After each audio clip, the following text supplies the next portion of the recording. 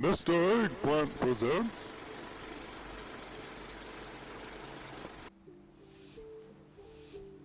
Hey guys, Tyler here, and thank you for checking out this video. We are back here in Brackenhide Hollow, and we are doing some more Mythic Plus runs, and this is going to be from the current week, which is a Tyrannical and Incorporeal week, and this is a +8 timed Brackenhide Hollow. And I didn't mean to double dip on Brackenhide, but this was such an amazing run, I wanted to make sure and show you guys what kind of damage we can do once we really start getting some of these items that are scaling really strongly.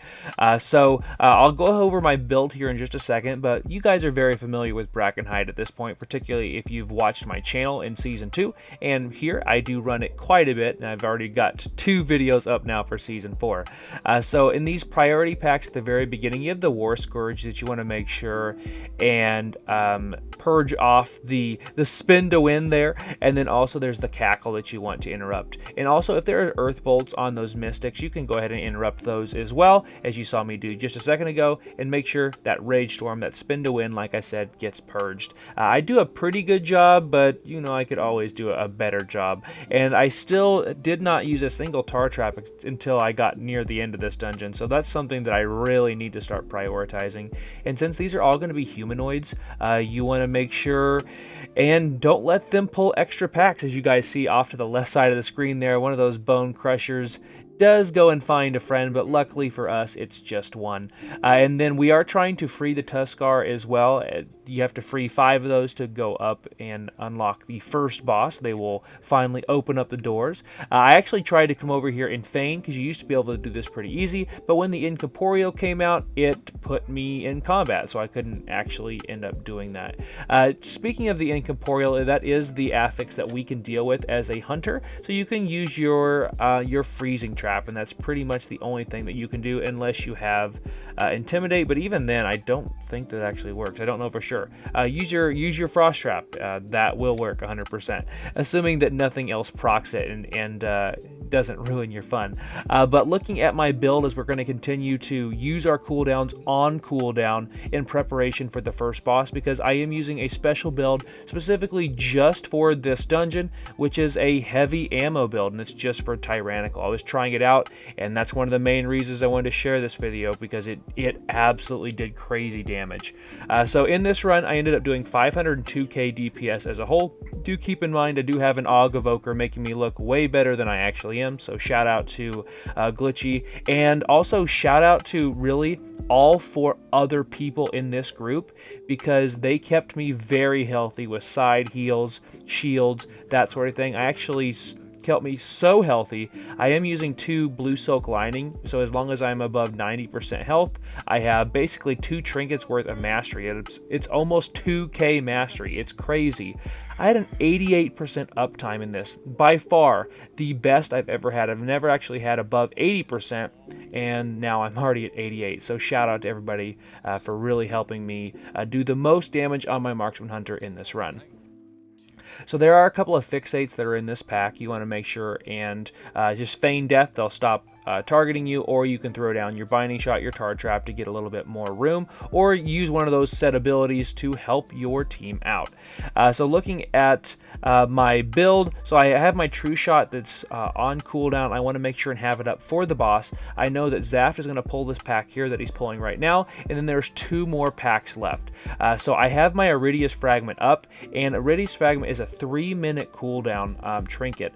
So because of that, I've really tried to play around that. It's kind of annoying to min-max it, because it sets on or off cooldown for quite a bit of time, but I wanted to make sure and have it up for the boss, and I do have it as a true shot macro, so unfortunately it does mean that I set on true shot here for just a little bit, but I think after you guys see the damage I do on the bosses that it was worthwhile.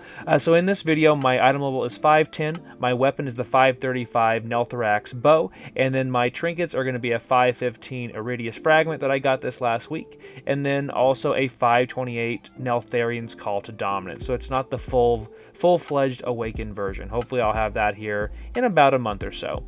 And then I do have the Aeronog ring as well, so it did approximately 0.5% of my total damage. Did about almost 4 million damage for this entire run, so not bad for just a ring that's passively doing damage or has a chance to passively do damage when you do fire damage, which is quite often thanks to our helm enchant, thanks to our explosive shot and salvo, and then also our oil with those completely safe rockets.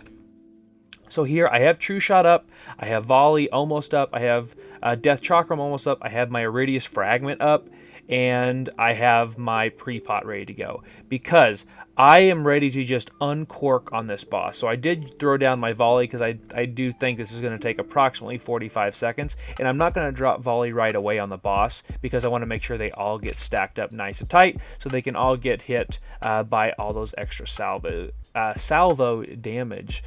So here we have the Bone Crushers almost down, we have Galakrond in ready to go in position. I'm going to go ahead and unlock the last Huskar, and my gamble paid off because I have about 15 seconds, a little less than that now, left on my Volley, and here comes the bosses. So this is going to be Hackclaw's Warband, and I have a focus macro for Trick Totem, so I can go ahead and interrupt as I see fit there. Those bolts are very important, but I'm going to drop everything here, and then I'm going to target Gnashtooth. So already we're bursting over 1 million DPS. I got Mark for Butchery is going to come out here. It's going to be on me, and I'm going to use my Feign Death, so then it drops that off, and then he goes back into the pile. So I didn't get hit with Blade Storm, but I'm literally just spraying on everything, up to 1.63 million DPS on this boss. Absolutely crazy. We are going to run out of steam here in just a second, but if the bosses had just been able to stay stacked just a little bit longer, we would probably be over 1 million DPS for this entire boss fight, because we're still at 1.25 million, and we are going to start to fall off here. I'm going to make sure and target that Hex Trick Totem, and then really quick, how I did my rotation there is I basically just threw everything at the wall, and everything seemed to stick.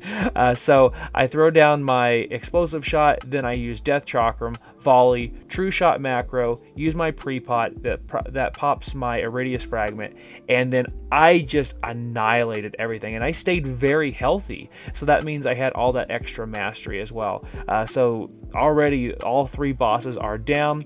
Did 943k or 75 million damage in the span of, like, I don't know, like a minute and a half. Like, we melted that boss, and from there I knew that this build was going to work pretty well. And I don't get as much damage on packs like this, for example, since heavy ammo allows me to do 25% more damage with my ricochets, but I can only hit the target +3 instead of the target +7. So there is some good and bad about it, but I think at least in Brackenhide, since there are really 3 bosses, honestly all 4 bosses now that I think about it, just it's not as good for a couple of them, but you get a really good value out of Brackenhide with heavy ammo, particularly on Tyrannical weeks. So here I'm just using my cooldowns on cooldown. I'm just sending everything constantly. The one thing that I'm going to be looking at is looking at my Irideus Fragment. I want to make sure Irideus Fragment and True Shot and Volley and Death Chakram are up for the boss, which is going to be Treemouth, which will be next.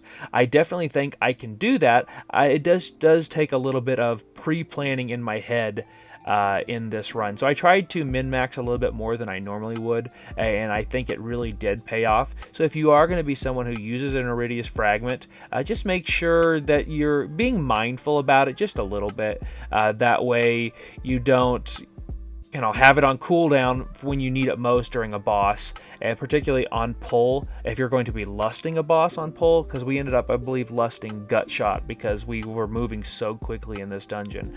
There's obviously ways that you can min-max it, but my goal, particularly on Tyrannical week, is to just make sure I have it up for all of my boss pulls. So there I went ahead and used the Fragment because I know I'm a little bit more than 3 minutes out from Treemouth, because there are several different packs we have to pull here. The Decay interrupt is always good, and then you want to cleave down the totem. So totem, and if there's a totem out in this dungeon, you need to be cleaving off of it.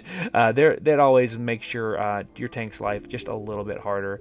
And we have 2 different alchemists in here, and Kalpow has already went and unlocked the next disease cleanse. So we are just going to continue to throw down volley and then follow up with your rapid fires to try to get those resets. I'm going to go over here, grab the cauldron, that way I have another get out of jail free card when it comes to the diseases that this dungeon will inevitably put on you. But we've got these elders that are going down here, at least the single elder. We have a decay, and then the decay is going to split up with burst, as you can see there, and then we're going to continue to move on. So there is one more like mini pack, and then there is the double tree. So I do have a couple of still big priority abilities to use, and I do have True Shot up right now, and I know I can send another True Shot, and I know that that's not going to hurt my Irideus Fragment use, because as you can see, it's on cooldown. So that did work out quite nicely for how I timed these. Maybe I got a perfect storm, a little bit lucky with that, but I'm going to use my aim shot, then rapid fire, or excuse me, switch that. I'm going to use rapid fire, then aim shot. There we go. And then luckily for me, as I avoid the frontal necrotic breath, he's going to continually pump out lashers, which does allow me to cleave. Is it pad damage? Yes, but the lashers do need to die. So we have a pack here that's going to be a double elder. I'm going to make sure and get rid of the Incorporeal there, and then try to interrupt the burst of decay. Somebody else beat me to it, so I can go ahead and use my interrupt for another enemy. So we are just really just pushing all the buttons, as in, when I say that, I just mean throwing down volley and just trying to keep volley up as much as possible, whether that be the actual ability volley or the free volleys we get with our tier set. And so we have the big double pull here. I have a minute left on my True Shot. I have 35-ish seconds left on my Irideus Fragment, so I know that both of those should be up for the boss. So I think I've done everything right at this point. So these guys do take a little bit of time to kill, and I am able to cleave off of them. I'm going to go ahead and try to deal with the Incorporeal that popped up. I think this is the one that actually got through. It did. So he ended up having an Incorporeal issue. I completely missed it. I was thinking that there were going to be lashers around, and I just flat out didn't do my job. So other than that, it didn't cost us. We did get the double stack, but I didn't even see who ended up clearing it. But whoever did, it was an amazing job, because that could have gotten really ugly really quickly. So I have a couple of bleeds on me there because I let the lashers munch on me a little bit. That's my bad.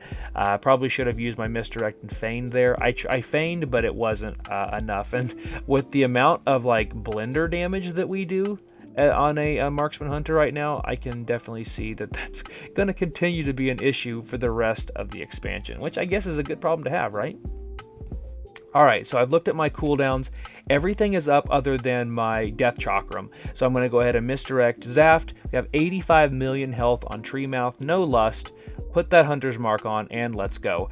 So here I am literally just going to do my normal basic rotation. So I'm going to use my aim shot, my rapid fire, and then I'm going to dump my precise shot procs, because I'm setting up for the boss. And I know that if anybody's going to get these ads, it's going to be Kalpow, because he's the farthest away. You want those ads to be near the boss so we can cleave them down. But what I do is I throw down my explosive shot, volley, and then we just melt them. So Oddwin got ahead of me on that one, so he got the kills. But from now on, watch that DPS. We are going to we're going to consume this boss like he's consuming Zaft. So here, I know that the ads are coming out. They're right next to the boss, and they're gone. All right, that was it. So we are literally just a blender at this point. What I should have done was used a potion, because I could probably get a potion out here and then have a potion up for Gutshot, because that's when we're going to be lusting next. So here, we have the Vine Whip that goes out. That's the frontal. You just want to avoid that. And then I have the Decay spray on me, so I'm going to use one of my defenses so I don't take any damage. I'm going to just AoE, throw down my volley, which everything should be getting hit with salvo. Actually, I didn't, because salvo took too long to go out there, so I did miss some damage there, but the idea was still there. And as long as those ads are at least near the boss, you can just use your assuming your rapid fire's up, you can just use your multi-shot rapid fire, and then boom, you have a free volley as well.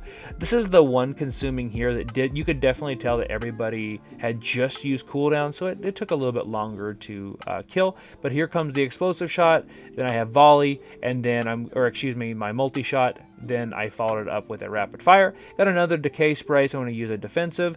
Got them pretty close to the boss, so I can cleave them. I went and got my trick shots, then followed up with the rapid fire, which gave me volley, and then they died. Like, again, this is one of those bosses where, like I said, it's something that we can only hit the main target plus 3, and they come out with 4 of those little oozes, so I'm not hitting one of them, but I'm still hitting them with salvo. I'm still hitting them with my explosive shot, and we're doing 25% more damage to the boss with the bounces, and same way with the damage that's bouncing to the other oozes, the other ads. So here we have our lovely friend Stink Breath, who has been not neutered. I'm sure this frontal still hurts, but I'm going to try to avoid that as much as possible. And the Stink Breath is much faster.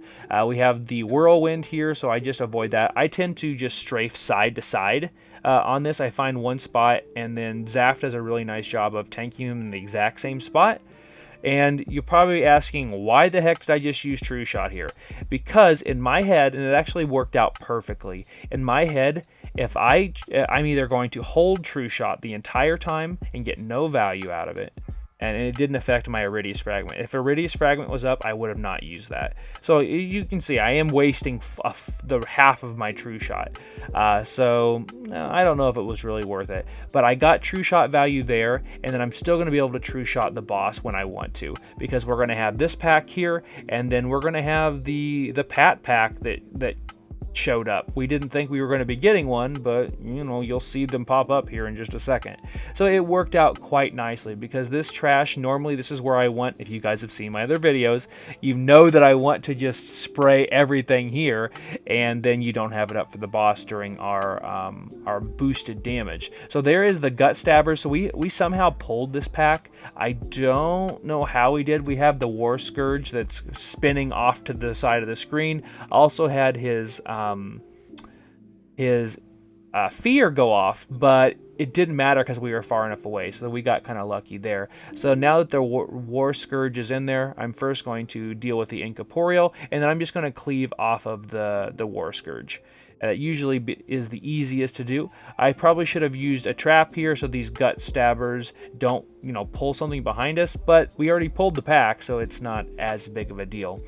And just looking at my cooldowns now, so I have my volley up, I have my rapid fire will be up, I have my death chakram, I have my explosive shot, I have my Irideus Fragment, I have my potion, and I will have True Shot here in about 10 seconds. So again, this was a really good Perfect Storm dungeon run. I don't know if I'll ever do as good using cooldowns wise. So here I'm going to send everything, and there's 3 targets here, so that means they're all taking that bonus heavy shot damage. I'm going to use rapid fire as much as I can to extend that True Shot, or excuse me, extend my volley during True Shot. And we already melted through them. I got up to 1.5 million DPS, and they just seriously fell over. If there were more ads here, we could be doing more damage, but we melted through them so fast, it's kind of a moot point at this point. So Gutshot's already at 50% health. We're going to avoid the traps on the ground. The next set of hyenas comes out, and I usually misdirect here to Zaft. I don't know why I didn't. I'm here fishing for my trick shots, finally end up getting that, then following it up with a rapid fire, throwing down my volley here in just a second to avoid the trap damage there. Unfortunately, the hyenas were off a little bit. They were off to the side, but I'm going to deal with the Incorporeal here, and we have, I think they're a little bit still healthy in comparison to where they normally are, but we did have the hyenas get hit by the traps. I mean, that's kind of how the fight works. We're not necessarily meant to kill them, all the time, to pump up the DPS meters. So I use my explosive shot here because I might as well. I'm just really sending stuff at this point. We have the intermittent damage from Gutshot, but all in all, we've stayed very healthy this run. And I've also been really trying to do a better job of staying in Cow Pal's range. That's something that I was not very good at. I take full responsibility in that. As having a preservation evoker, it's very important that you're nearby with that lower range. So that's something that I need to do a better job of, and I feel like I have been. I guess I'd have to ask Cow Pal for sure, but that's always been one of my goals now that Cow Pal has come back and has been healing Mythic Plus dungeons, since he didn't get to do a ton of keys with us last season, and when he did, I just flat out wasn't in the right positions a lot of time. But I ended up doing 400 and some K DPS for that entire boss fight. Not too bad if I do say so myself. And looking as we are very nearing the end of this dungeon already. It's hard to believe. The Decatriarch Wratheye is going to be here in probably about, I don't know, 5 minutes or so. So I'm about ready to die here because these wither biters got a hold of me. I should have used my misdirect. I didn't. Again, not sure why I didn't there. I did use my true shot though, knowing that I'm going to have another true shot use, so I might as well use it and get it on cooldown, so it'll be off of cooldown when I need it most, which is on the Decatriarch. So we have the Rage Storm. I'm going to go ahead and purge that off there with my Trank Shot, throw down my volley, and then extend the volley with rapid fire, then aim shot, and then I'm just going to continue to do my normal rotation, interrupt the cackle, and try to fish for those rapid fire resets. So we still have 14 minutes left, like 14, 17 or so, now in this run. And also right here, I use one of my toys, one of my favorite toys, my little Mecha Gnome toy there, because for some reason I was pulling like crazy last week in here, even though I did the exact same jumps as I did there. And there are people with bigger character models, but for whatever reason, I was pulling. Your guess is as good as mine on that one. That Marksman Hunter aggro, I suppose. But we have 30 seconds left on True Shot. We have Irideus Fragment up. So I know that I need to be holding my True Shot. That's just something that, if anything, I was just a little bit more cognizant of, because what I had been doing in these previous runs is you'll see more runs as well throughout the week. As I miss a Rage Storm here, I should have had been more on top of that one. But what I was doing was I was just sending the Irideus Fragment as soon as I would see it. Like right now, I've been like, oh, I better send it. Well, actually, if it's gonna still be 3 minutes before the next pull, yeah, maybe you go ahead and send it. But I was actually setting on it for a large portion of time. Like right now, it's been off cooldown for a little bit, but I'm going to see more value, more bang for my buck, if you will, by holding it and using it on the boss during my True Shot, which again this is a Tyrannical week, so this boss is going to go long, and we don't have Lust. Where we normally would want to prioritize a Lust for this. I guess if anything, we could have just done Lusted Warband and then saved it for Decatriarch. We probably didn't need it for Gutshot, but hindsight's 2020, and we're always going to get better at keys. I mean, that is the goal of jumping in here, after all.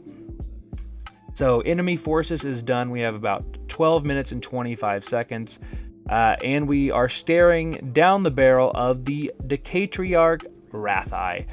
So luckily for me, I wasn't the Lust in this run. So what I try to do is, I complained about it in my last video, I'm going to go ahead and deal with the Incorporeal there, is to make sure and just not send everything at the very beginning, because I would always get way too excited and just send everything.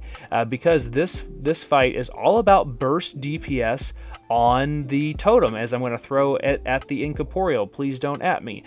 I hate those things sometimes. But here I literally use all my cooldowns. I should have used a pre-pot there. There we go, Tyler.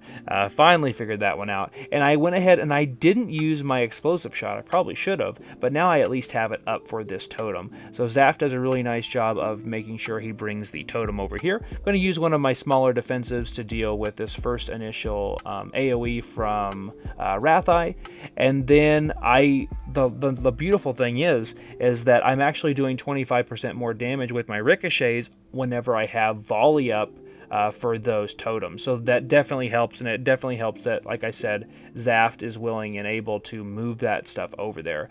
So it does help us kill that stuff just a wee bit faster. You can see some really great damage out there on the totems, and Decatriarch is basically at 50% health already without Lust. It definitely helped that we had a really nice burst there.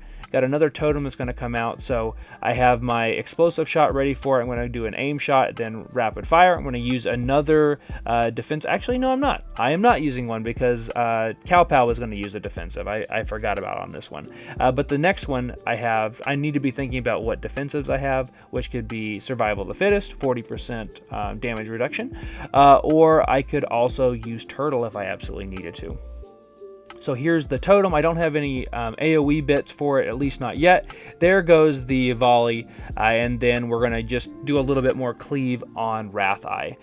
So I did just commit my explosive shot, which I should have held, just so I would have that up for the next one, because we have another totem coming out very, very quickly, which is right now. So I led with my rapid fire, then followed up with an aim shot. Now I use my Survival of the Fittest, and Decatriarch is sub 30% now.